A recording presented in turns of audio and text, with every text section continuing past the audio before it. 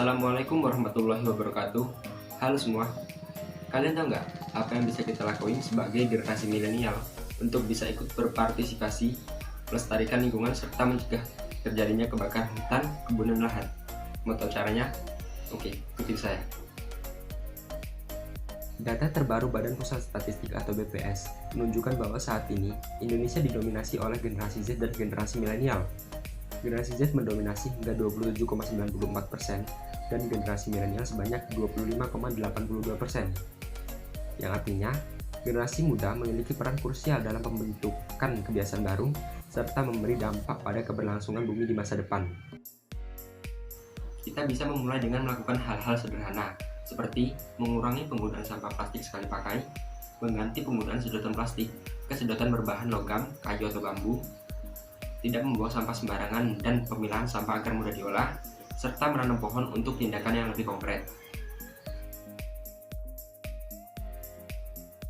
Kebakaran hutan, kebun, dan lahan dapat terjadi karena dua faktor. Yang pertama karena faktor alam, dan yang kedua karena faktor ulah manusia. Alam dapat beresiko menyebabkan kebakaran hutan, kebun, dan lahan ketika musim kemarau datang yang berkepanjangan, ataupun hal lainnya seperti tersambar petir.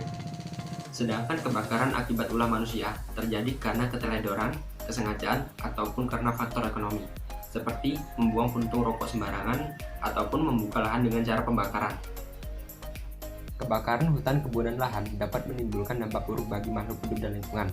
Asap kebakaran hutan menyebarkan emisi gas karbon dioksida dan zat kimia sisa pembakaran seperti dioksin, akrolein, dan sebagainya yang dapat merusak penglihatan dan pernapasan, mengganggu aktivitas di luar rumah, serta rusaknya ekosistem serta musnahnya flora dan fauna yang hidup dan tumbuh di hutan. Ada dua solusi yang bisa dilakukan untuk mencegah terjadinya kebakaran hutan, kebun, dan lahan. Yang pertama yaitu solusi jangka pendek, yaitu dengan cara mencari jalan keluar kepada pemilik lahan untuk tidak melakukan pembakaran lahan, dengan cara mengajarkan pemanfaatan bekas tebasan rumput atau ranting sebagai pupuk.